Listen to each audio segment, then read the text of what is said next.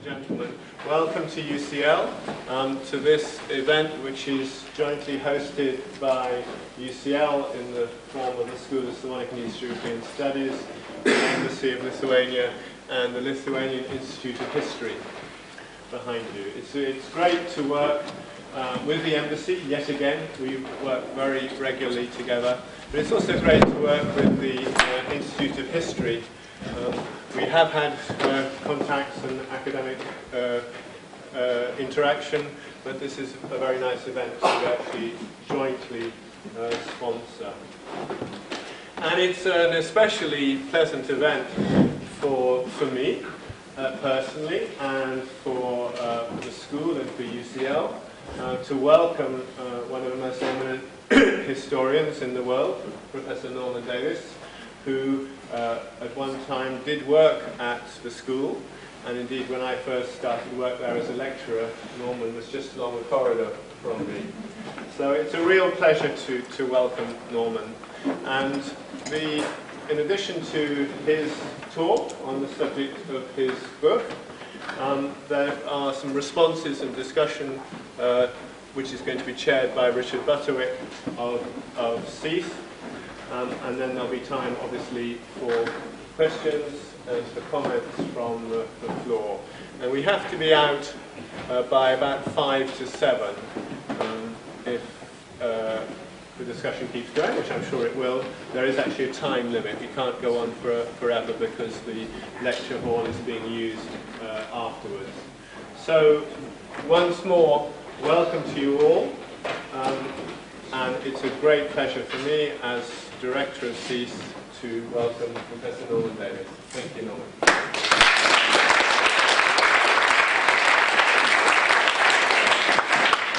Thank you very much, Director, Ambassador. Very pleased to be back in my old stomping ground. I was going to start by saying, when I was at school, and later at university, the only subject that ever appeared in any lecture course or textbook regarding this matter was called the Partitions of Poland.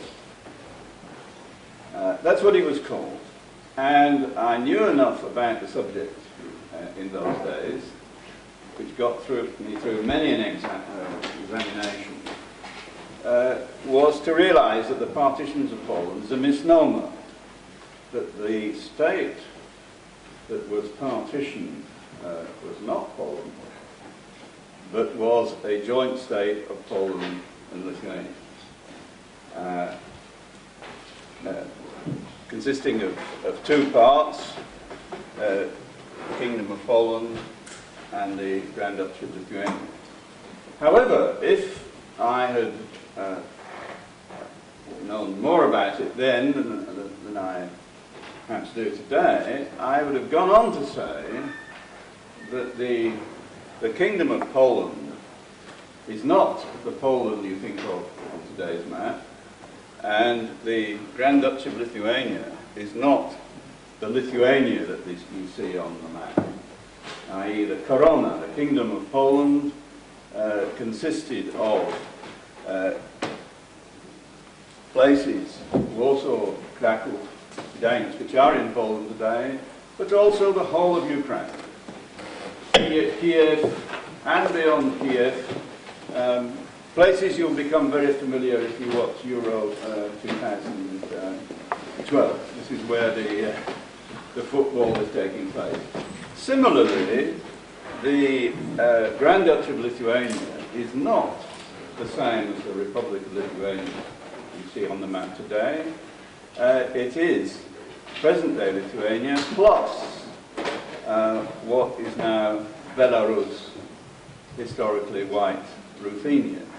So we're talking about a very large chunk of Europe between the Baltic and the Black Sea, which is made up of 4 modern countries, namely Lithuania, Poland, Belarus and Ukraine, and 1 or 2 other bits as well.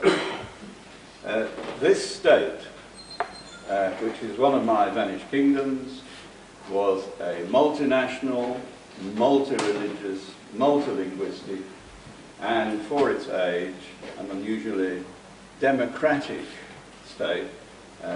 For example, they elected their heads of state from the 16th until the 18th centuries, something which we've not got as far as doing even today. Vanished Kingdoms. I was hoping to hold up a copy of the book. It is here, it will appear.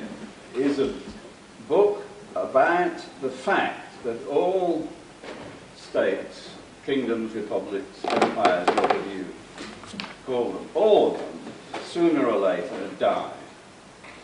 They vanish. And secondly, that after they've vanished, they leave a residue of some sort. There is a legacy of the kingdoms that have gone. And the book, through 15 or so case studies,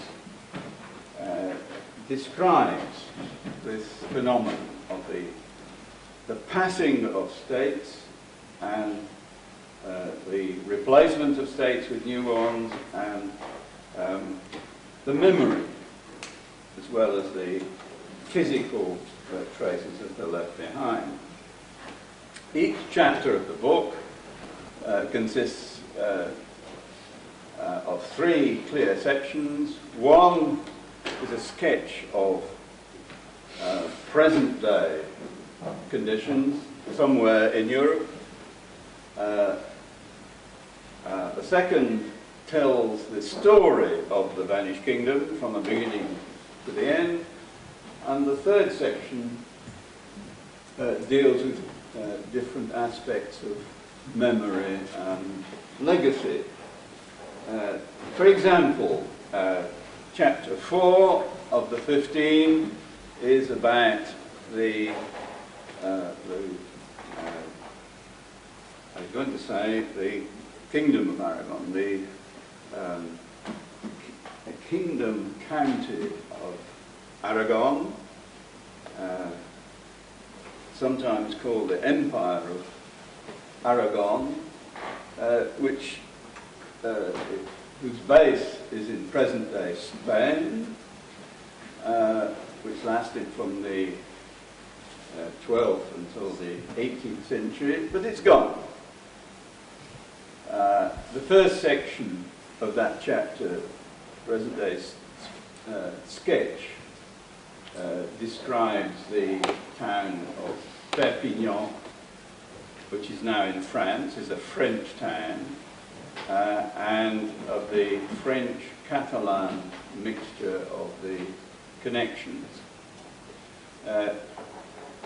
If you go to Perpignan, they don't tell you very quickly that Perpignan used to be the capital of the Kingdom of Mallorca and a prominent centre of the Empire of Aragon. The second part of that chapter deals with the story of the kingdom county, the county being Barcelona, the kingdom being Aragon, from the 12th to the 18th century. And the third section deals with the memory, or to a large degree, the lack of memory of the Empire of Aragon in the places which used to belong to it. I found, for example, the 3 anthems of the provinces of Spain, of Catalonia, of Aragon, and of Valencia, and none of them mentions that they all at some time were a part of this Empire of Aragon.